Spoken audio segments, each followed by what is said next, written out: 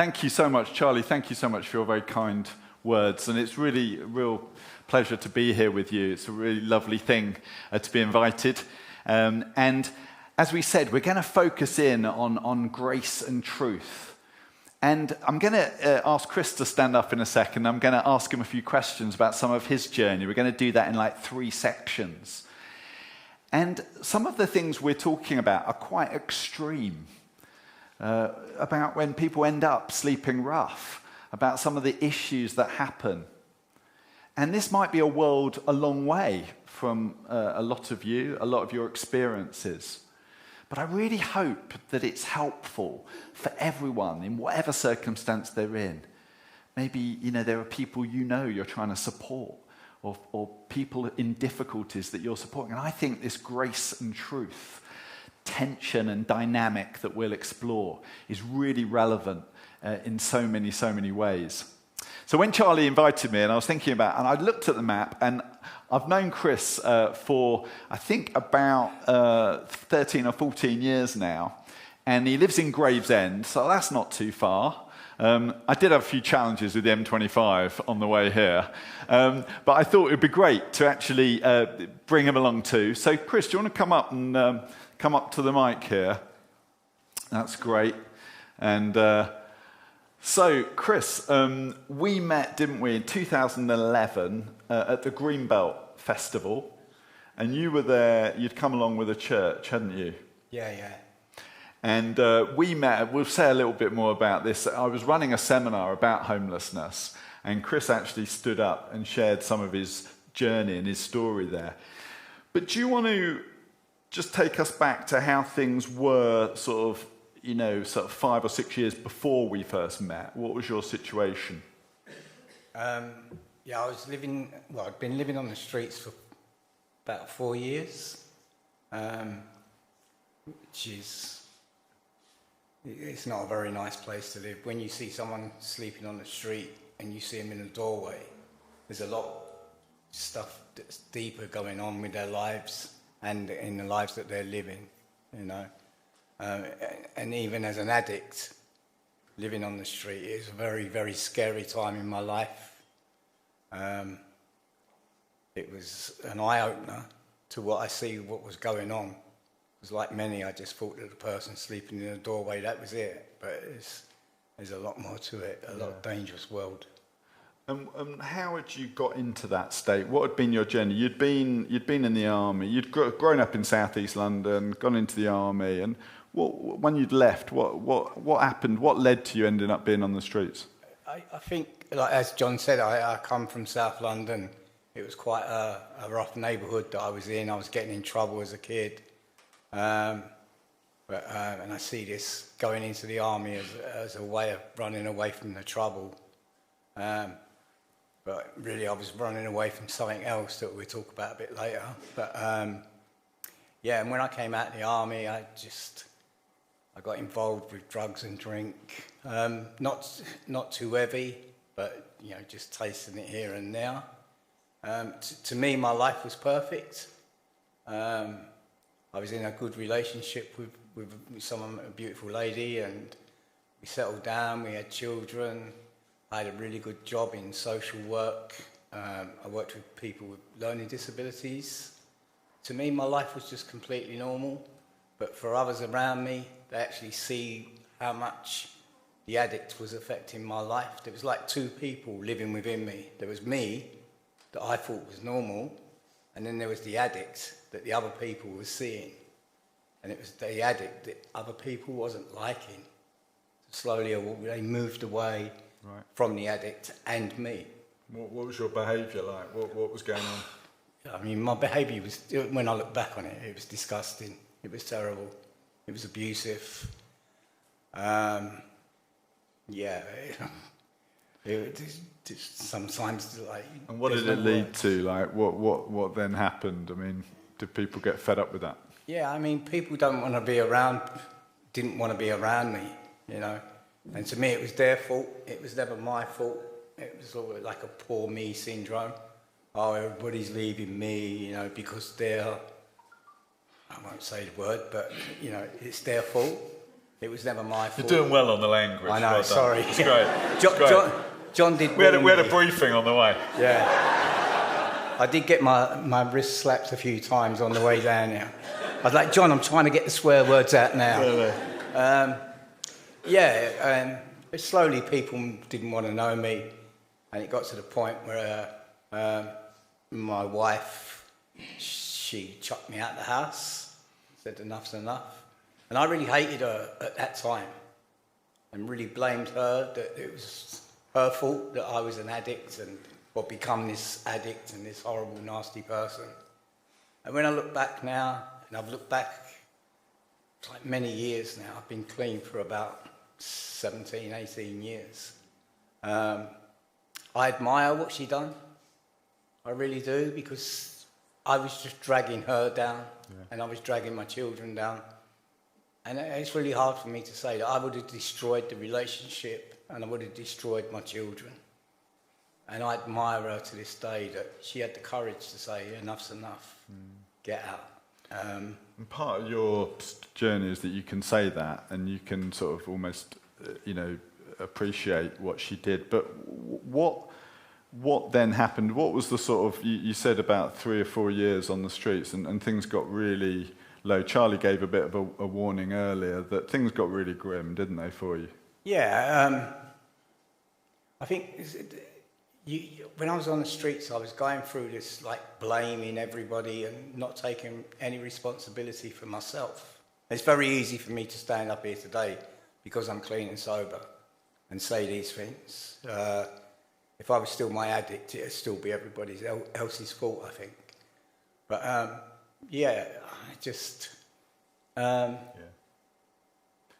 And you ended up thinking life wasn't worth going on. Talk a bit about suicide. So I know Charlie said that if anyone wanted to leave the room, now's the time. Yeah. Brave people. Yeah, I mean, just say briefly, what happened and what it led to. Like I said before, I had this vision in my head that I'd been on the streets for 4 years and I'd had enough. I just wanted to end it all, but I wanted to kill the addict. And in my head, where I was just full of drugs and alcohol, that if I killed the addict, then I would be back. But there was no me anymore. I'd disappeared. And there was just this addict. So I was killing me as well. And I had this crazy idea that it was a Boxing Day. I was really drunk. I'd been causing lots of trouble in town. And I walked past the petrol station and just thought, I'll end it here. So I walked in, got the pump, poured petrol over me, and lucky enough, as I went to light my lighter, because it was soaked in petrol, it wouldn't flick or nothing. And then within seconds, it seemed like a lifetime, but it was seconds. There was loads of police there. They jumped on me, and I ended up being sectioned for 3 months in a mental institution because I was a danger to myself and society. So I spent 3 months in a mental institution, and then they wasn't going to let me out then because I would have been street homeless again. So that journey in the mental institute carried on for a little bit longer. I'm going to pause you there, Chris. Yeah. And basically, I'm just going to show a little model that I think I've used a lot with people affected by homelessness, sort of sums up an issue. Actually, you take a seat, Chris, and I'll pull you up in a minute, because that's the real grim part, that's the real low point. And whenever we look at people who end up homeless, I think it's really helpful to think about the different things that can lead them to become homeless. Like, firstly here, the lack of resources, that actually in so many, Chris is one story, but for so many people at the moment, homelessness is a matter of resources, of not having affordable housing. I'm sure affordability of housing is something that you'd all recognise as a massive issue. Issues of debt really building up for people. They're really significant. But it's not just this, it's this issue of relationships as well. When I was running that hostel in Soho, The most obvious cause of homelessness with the young people I was working with was that their relationships had broken down, that they'd been kicked out of their homes, or things had broken down for whatever reason. And of course, these two things combine, because often, if you've got low resources, if you're from a tough background, then your relationship's going to be under more pressure. And equally, if your relationship's under pressure, it can affect your resources and what you've got available. And just lastly, and most deeply, and I think a lot of what Chris talked about, is this sort of poverty of identity that affects people. That it's not just their relationships with other people, but it's their relationship with themselves that's so problematic and difficult. And at the moment, issues around self-esteem, around mental health, and addictions that are so closely wrapped up with that are so prevalent. And I think when we think about rough sleeping and homelessness, it's really important to think about how all of these factors work together. They're interplaying with each other. And of course, an addiction, like Chris talked about, affects all three of these. It takes your resources. In Chris's example, it didn't just take his, it took his family's, took his children's resources. The addiction was that powerful. It can, ruin your relationships, like Chris was saying. And of course, it starts to corrode your very identity. And especially what Chris was saying about the addict within him. All of these issues that are inside people. Sometimes people think homelessness is very much just about houselessness. So they think the solution is just a flat. And of course, that's important. That gives the resource that someone might need. But in some ways, that's the easy part. The really complicated bit of working with people affected by these issues is establishing better relationships. And it's restoring a positive sense of identity. So there is a real sort of rock bottom there that we left Chris's story. Things do get better, which is why he's here. And I think this verse, I know it was a slightly different version of the Bible that I've put up here than one read, but I think this passage, which is so famous at the beginning of John's Gospel, all about the incarnation.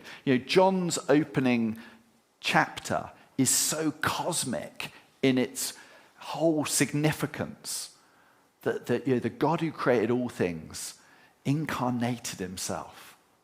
The Logos, the Word, became flesh, made his dwelling among us. We've seen his glory, the glory of the one and only Son who came from the Father, full of grace and truth. And as I said earlier, I've been working the last 30 years as a Christian in this work. And Charlie said about being a Christian in the public sphere. And that has very much been the role I've done, because I've been working for charities that are quite high profile. And I've been thinking about how the theology connects to the work in practice. And I think this verse has been the most important one for me. That, as we said, Jesus has grace right at the heart of his message. As you read John's Gospel, the healings of people on the margins, the people struggling, the people who other people forget, the respect he gives them, the parables he tells, the stories about lost sons who go away and lose everything and blow it all, but are received back with grace. The miracles, the water into wine, the forgiveness that he offers. All of these things, this grace is right at the heart of our message. And it's not just a grace that's theoretical, a grace that is just to do with us and God in some kind of transaction to forgive us from sin, but a grace that we should embody, that our place should be full of. I love the words that you've got around love generously, act justly, forgive swiftly. These are all words of grace, aren't they? The power of grace to restore people. And this is what's driven, time and time again, Christians to set up homeless charities. Virtually all of the big homeless charities in the country have been set up by Christians or church leaders. Organisations like Shelter, set up in the 60s. Centrepoint, as I said, started by an Anglican vicar. You go back further, Salvation Army, Church Army, Cyrenians. Time and time again, it's been Christians setting up these organisations to embody grace and to show grace. But I want to say that grace by itself often isn't enough. This is why I think it's so important that Jesus came from the Father full of grace and truth. And you can't turn Jesus' ministry into just a sort of an acceptance of everything and everyone. He says, I've come not to bring peace, but to bring a sword. He's got a sharp edge of challenge in his ministry. 28 times in John's Gospel, he says the phrase, I tell you the truth. People find it a hard teaching, a teaching that challenges. He's got especially challenging words around status and around wealth. This is the kind of edge that Jesus brings. Someone described Jesus' ministry as comforting the disturbed, but also disturbing the comfortable. And we can't get away from that when we read the gospel messages. And what does this mean in practice about how we live? And especially the kind of issues that we're talking about with Chris. Chris, can you come back up for part 2? Hope you're all right jumping up. That's great. I want you to take us back. You've been in that mental institution. You got resettled. You got into a flat, didn't you? But in a lot of ways, your lifestyle was still similar, even though you weren't homeless anymore. You were in a flat. But how were you living? Yeah, I was just an alcoholic, drug addict with a roof over my head now, rather than sleeping in a doorway. So you had the resource of a flat, but your relationships and identity were pretty similar, were they? Yeah, but even with the resources, I was given a flat, and all I had was a blanket. It was the middle of winter. I had a blanket and some candles that I'd nicked from a shop. Yeah. And then I didn't have the understanding on how to get electricity because I'd been on the streets for so long, and because of the drugs and the alcohol, I'd forgotten how to live a proper life. So I didn't know that I had to put gas on my meter or electricity on my meter. I didn't know anything like that. I'm going to fast forward a bit because the doorbell goes, and who knocked on your door? So there's a guy from the Church Army. Funny enough, his name was John. It's not me. It's not him. It's another John. It's not this one. No, right. I've been plagued by Johns. Thank you. Delightful. Yeah, bringing me light. Yeah. Okay, so where was he from? He was Church Army, and he was connected with a local church. Yeah, very good, very good. We work on our banter quite a lot. Great. I'm going to have, because we're slightly got to rush along. John knocks at the door, and I go down, and I was very scared of opening the door because I didn't know if it was drug dealers wanting money and blah blah this and blah blah that. And there's a guy standing in a suit, and I thought he was a bailiff, but then I didn't have nothing to nick or to take back, so it didn't bother me then. And he said, "Hello, I'm John from the church." And straight away, my eyes lit up, and it's like the God Squad's here to save me. And here they come. So he came in, and he looked around, and he said, "Are you living like this?" And I went, "What do you mean, am I living like this?" He said, "Is this how you live, on the floor?" And I went, "Yeah." "Don't worry, I'll get you this and get you that." And off he goes, and he comes back. He's got me all this stuff, and he brings loads of food. And I think that's really good, because I haven't got a cooker to cook it on, but never mind, thank you. And I wasn't really grateful for him being there, and he kept coming back, and that was the thing. Every day he'd come back. And then came the question about going to the church, and I made all excuses. I know I can't come today. And in the end, I thought, yeah, I'll give it a go. So I went to the local church, And I see it as a place, there was all these people wanting to give me stuff, like clean clothes and cakes and little old ladies. They were big on cakes, weren't they? Yeah, little old ladies coming up and making me cakes and offering me cups of tea. And it's really hard to say now, especially within a church, that I just see it as a place where I could abuse. And that's quite hard saying that in front of people, like that, yeah, I went there willing to abuse kind people. But then you think about it, that's all I'd done throughout my time on the street. Yeah. So you were trouble? Yeah, I was horrible, again, because I was using again and drinking, giving me the roof. It was easy for me to drink in the winter rather than getting cold because I had a warmer environment. But and what happened then? What was the point at which, why are you sort of standing here being able to reflect on it? What happened? There was a little old lady, Doris, and she used to do the teas. And everyone was so kind to me, but she kind of built up a relationship with me. If, like, I went to the counter and took too many biscuits, she'd say, put some of them back, there's other people here. And that. She was straight with me and that. Yep. And then one day I went in and I was really smelly and been drinking. And I went to get a cup of tea and she went to me, I'm not giving you a cup of tea. She said, you smell. She said, you're disgusting. Your behaviour's disgusting. She said, get out of our church. And I was shocked that this little old lady had the front to actually tell me the truth. And I was shocked in one way, but I was so glad because for years I'd wanted someone to tell me the truth about what I really was, rather than saying it was the drugs and the drink that was making me like this. Yeah, it was, but this is what I turned into. And I looked at her and I went, I want a cup of tea. It was like the spoilt little child. And she said, no, get out. She said, I've had enough of you. She said, you're disgusting, you stink, you're horrible, you're a horrible person. And she kind of chucked me out of church. And I was in shock. And I went back and I was cursing her as I walked back to my flat and got in and cracked open a beer and sat there drinking a beer, cursing her.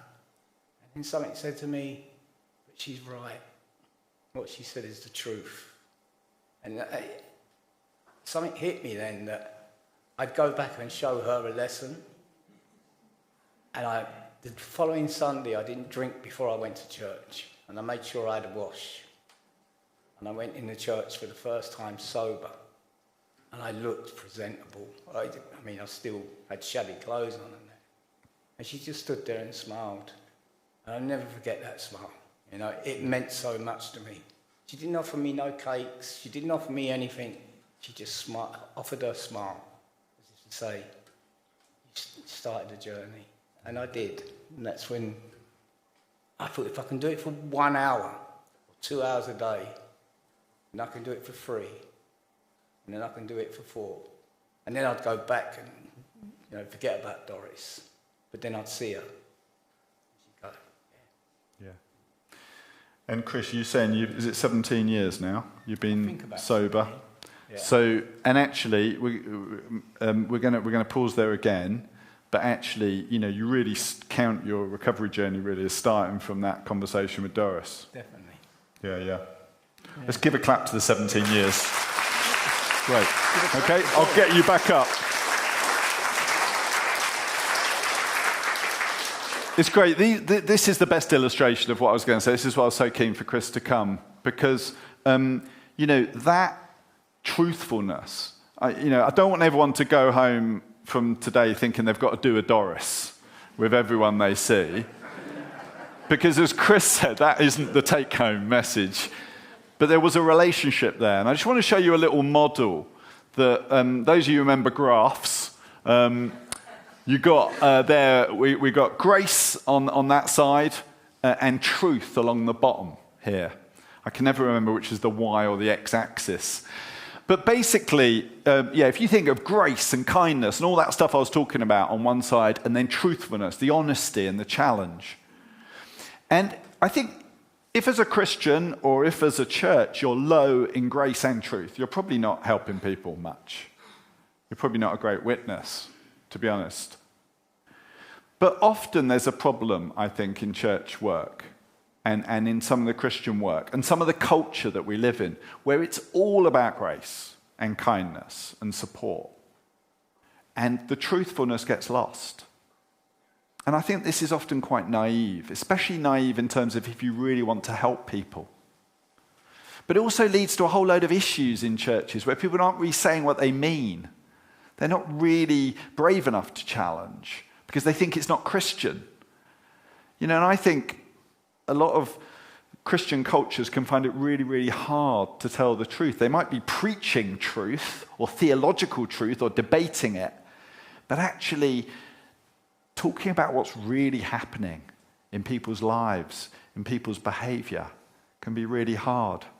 And virtually all the challenges I've seen with the kind of projects I've worked with, especially helping churches develop these kind of ministries, is actually about avoiding this issue of naivety. Now, at the other end of the spectrum, if it's just all truth, if you're just putting that up straight away, then that can be just too harsh, and that's equally ineffective and unloving. It's not just about, just telling people where they're wrong in some harsh way. I think this is where some local authorities really get into with some of the messages they say about homelessness.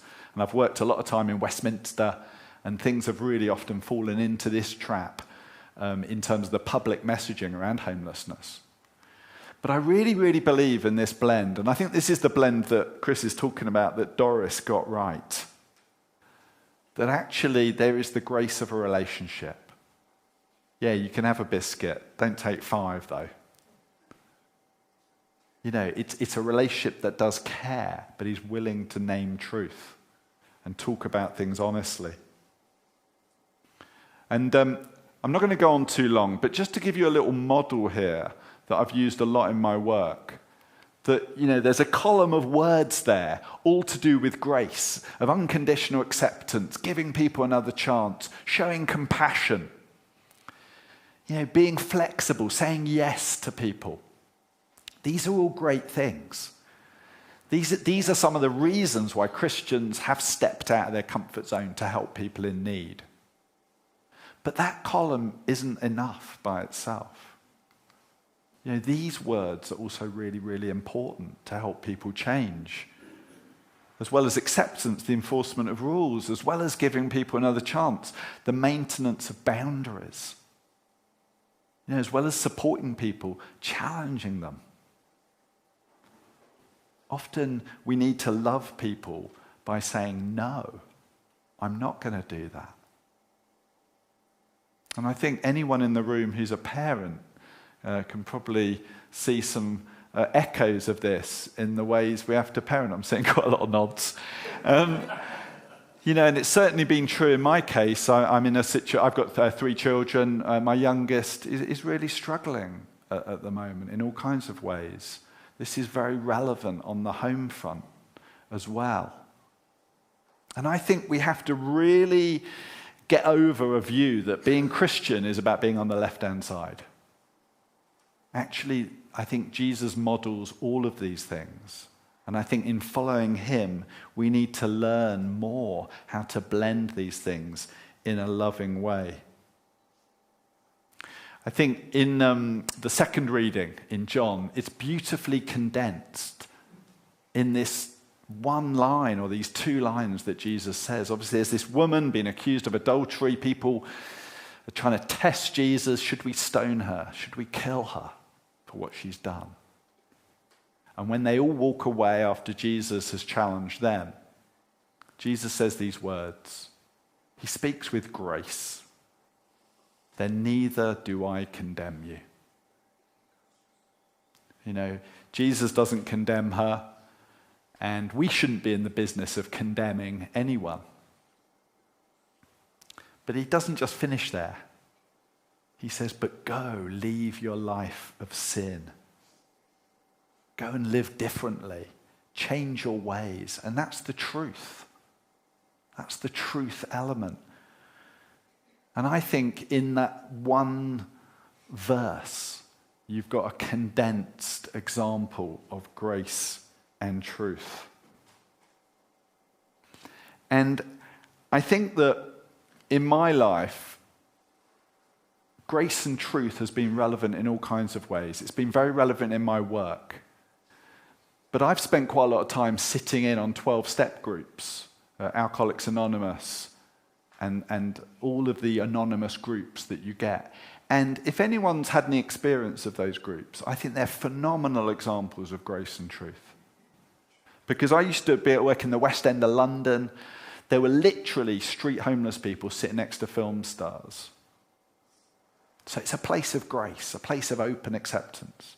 But they are so profoundly truthful in what they share. And that's why they're effective, because grace and truth. My wife's a counsellor. You know, in counselling, there's often this theory of having unconditional positive regard for the client.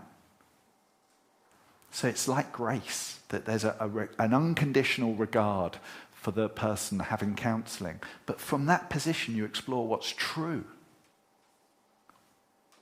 And I won't go on with all the examples, but this has been so true in my family relationships as well. I had a cousin who was a heroin addict for 20 years. And I had a good relationship with him.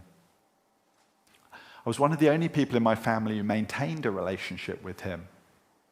But it wasn't because I was kinder or nicer. It was because I had better boundaries, actually. And that I said I was committed to talking and being in a relationship with him, but I wasn't ever going to lend him any money. And the people that did ended up getting really fed up, and their relationships got broken. So I do believe outside of homelessness, which is an extreme example, outside the extremities of Chris's story, I think grace and truth are things to think about continually in our lives, in our relationships, in our church. So I'm just going to ask Chris to stand up once more. We okay time-wise? Great. Chris, me and Chris have done quite a lot of stuff together. This is a few pictures of us. This is us out, so we can name drop here a little bit, can't we? We were at Lambeth Palace. Yeah, exactly. I know it's not a big deal for Baptists, but, you know. And we've been to St Paul's Cathedral. We've been at Lee Abbey down in Devon, where there's a picture of Chris there. And Chris, do you want to say a little bit about your journey since? I was especially thinking about, you know, your journey, especially some of the therapy you've had. Do you want to talk about the sort of grace and truth that you've had to explore there? Yeah, when I was in this flat, and I was still an addict, and I still wanted to kill myself, basically. I could never understand that. And after a few years, I got into therapy that looks at trauma throughout people's lives. And it was a 4-year program that I was in, and it was really intense. In fact, it was the hardest thing I've ever done in my life. It was more harder than living on the streets, because it gave me the courage to go back to everything that I was avoiding that had helped me become an addict and the way that I'd lived my life. All stemmed from childhood trauma that I didn't never want to face and I didn't want to believe in.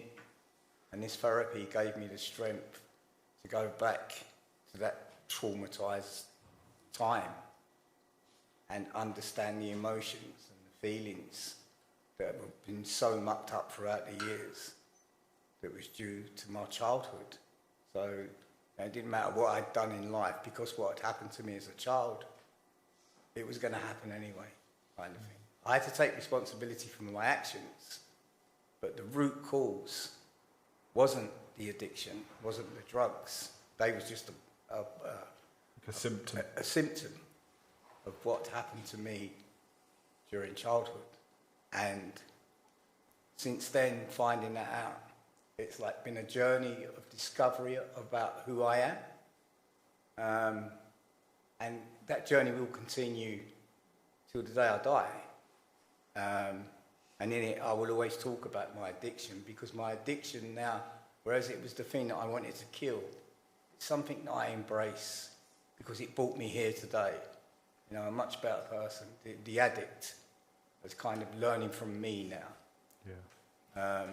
Like the little child that was scared is learning from the adult, and the little child is teaching the adult about everything that they went through. So I'm facing it from all directions, and it's a continuous journey. And you've gone and helped, haven't you? You're sort of helping the NHS and quite a lot of research into helping homeless people, and you're also, so there's that whole side of stuff, and also you've been volunteering, haven't you? Been working in a day centre in Gravesend for the last sort of 5 years? Yeah, since I got very ill, I'll do this quickly, but I got very ill through the drugs and the addiction, and they give me 3 days to live. I was in hospital, I weighed 6 stone, and the thing that I wanted in life, I'd finally got. I was going to die, and God didn't let me die. For some reason, there was something else for me to do. You heard a voice, didn't you? Yeah, when I came out of the hospital, I couldn't read, write, talk. I couldn't walk, I couldn't do anything. And so I had to learn to read and write and put myself through like a lot of pain of learning how to walk. And yeah, it was a long journey. And then once I got through that, I decided that there was something I needed to be doing in helping others understand what I'd gone through. And the only way I could do that was go and help addicts understand what they're going through. So I've been working with addicts, people with mental health, people rough sleeping now, past years. Yeah. I'll just say for you, right, I went on your 60th birthday, I went to hear Chris give a talk to a men's group of people going through similar stuff. And honestly, it's one of the best things I've ever sat through, because you shared your story. And of course, they can hear it in such a different way than someone like me talking about anything. And it was such a beautiful, redemption. So I know we've talked about really painful things, and I really hope people who are affected are okay with some of the pain of what Chris has shared. But there's this hope, because even the crappiest, horriblest, difficultest things can be redeemed, like you say, when they're faced up to and owned. Yeah. It's a hard place to be in. But I think, that inner strength, that inner voice of God, and to me, that's where my God is within me. And when I'm doing something good, then I feel good within myself. And, I don't want no reward or nothing, because it's knowing that I've learnt so much from the journey that He's allowed me to go on. Yeah, brilliant. Even though it was a crap time, the crap time has turned something horrible into something positive now. Yeah. And that's been a good reward. Brilliant. Well, it's been a massive blessing to me, and, just thanks so much for everything you shared. I'm going to finish up now.